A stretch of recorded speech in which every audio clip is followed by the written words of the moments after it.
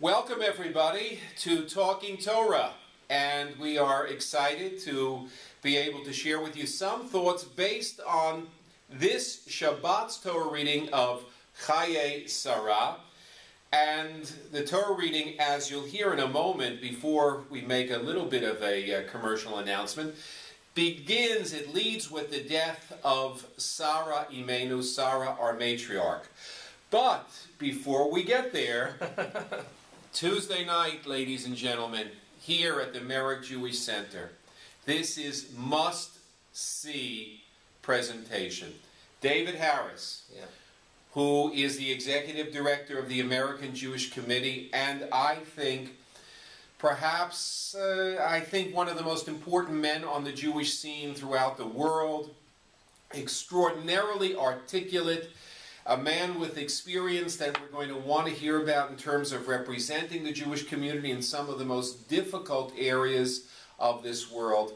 I hope you'll be with us. I think we're going to have a very large crowd for this, and as we should, because it's an important lecture at a very crucial point in Jewish history, and we hope to see you all there.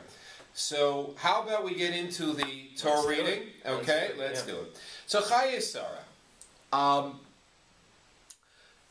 When Sarah dies, it's very interesting. Avram is caught, like many people are caught, in the respect that he doesn't have a grave, all right?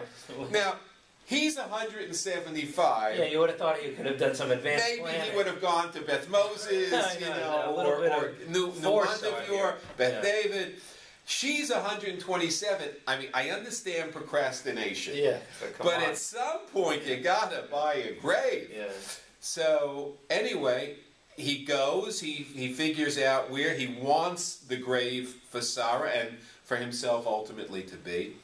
And he presents himself to these people who are the children of Chet, not Israelite, okay? So he says to them, Ger v'toshav anochi imachem. He says, look, I'm a humble guy, I'm an alien, I'm a sojourner, I'm not one of you, okay? I'm not one of you, I'm just part of the riffraff of this area, okay? In a very humble way. And he said, let me buy a burial site to bury my wife. And the answer they give him, the response and the comment they make is unbelievable. They say to him, Shema'eni, listen, mister, okay? You're not just anybody. Yeah. You're not just anybody, so don't be so humble. They say to him, Nasi Elokim, you're a prince of God. So, and you can have any burial place you want because you're special. Right. You're special. And when I saw this and we were talking about it, what it says to me is that Avram didn't realize how special he was, but they did. Right. But they did. Right. Yeah. No, it's it makes me think a little bit about when I was doing CPE, when I was doing my chaplaincy. Right. For some reason, the people that gave me the most kavod, the most honor and respect, were the non-Jewish patients. Why did they? Because they would talk to me all the time about how the Jewish people were the chosen people, right? I think sometimes we get a little bit shy, gun-shy, about referring to ourselves as the chosen people, as an Am Segula, as a treasured nation, right? But other people actually are much more comfortable giving us that moniker and saying, give yourself some credit, guys. You are the chosen people. And I think you're absolutely right. And what we see today, the phenomenon in American religious life, is this attraction, almost magnetic attraction, of the non-Jewish Christian community, obviously, the Christian community that is looking and earnestly seeking out its Jewish roots. Right. Okay? Right. So you have Christian congregations all over the country, not just in the Bible Belt, who want to understand and even practice some of our traditions because they believe that there's something incredibly authentic, incredibly beautiful, incredibly important about the traditions of the Bible. And so you have non-Jews observing Passover to a certain degree, certainly having Seders, that's old stuff already. Yeah. Non-Jews living in Sukkot, okay? Right. Keeping kosher, I hear about. Keeping kosher. So they see something in our tradition, and I think, if we were giving a sermon about this, we would say, well, why don't we see it? Right. Why don't enough of our own people see what other people see about our tradition? And maybe Avram was just being overly humble. Maybe he had to know he was something special. But whether or not he was being overly humble, if he was feigning a little bit, whatever, they knew. Yeah. They knew, and they respected him for what he stood for. He was a Nasi Elohim. He was a prince of God, and they were taken by that in a very big way. Yeah, and one of the most beautiful parts of our tradition is actually the way that we treat the ger and the toshav. We have chapters in the Bible, in the Torah that talk about it. We have books in Masechtot, in the Talmud that talk about how are we supposed to treat the stranger and the sojourner, right? And I think something we can learn from here that's so beautiful in our tradition is that whenever we have somebody who's a stranger, who's visiting, we should treat them like a Nasi Elohim. Mm-hmm. We should treat them as if they are a prince. And that's one of Abraham's amazing qualities, is the way that he treated all of his guests like they were royalty, right? And so when we look at this ger and toshav and flipping it on its head to become a Nasi Elohim, it actually is showing us that one of the beautiful parts of our tradition that I think Judaism brought to the world, right? And other traditions have since taken those traditions on as well.